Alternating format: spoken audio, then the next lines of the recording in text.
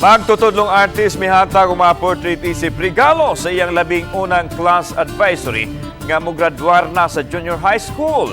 Ibida ta siya sa report ni Mark Reggie Abelia. 31 ka mga portrait ang gihaguan ng drawing sa usa ka magtutudlo aron matuman lang ang saad niya sa iyang first class advisory ni atong 2019 sa Divino Amor Academy sa Talisay City.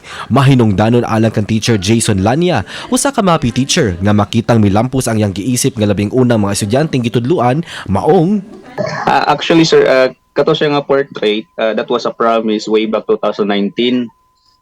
Before nag-pandemic, I said to my students na actually nagsigil mo kog post ato og portrait, then my students asked me if kanang hatagan ba na ako sa portrait, then I promise nga if kinsa maka-survive from grade 7 to grade 10 will be given a portrait.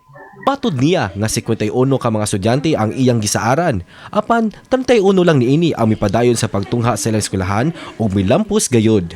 Sud na sa 4 ka tuig nga pagtudlo, giasoy niya nga dakong tabang ang iyang talento aron mamahimong epektibo sa iyang napiling propesyon.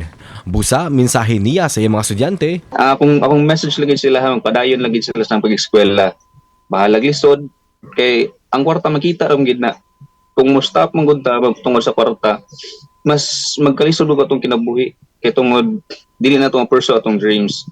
Sa matag portrait nga iyang mahuman, paglaom og inspirasyon ang gibili niini sa kasing-kasing sa iyang mga tinun-an nga bawnon hangtod nga sila magmalampuson sa kinabuhi. Kauban si Clans Gabutin, Mark Reggie Abelia. Balitang Bisdak.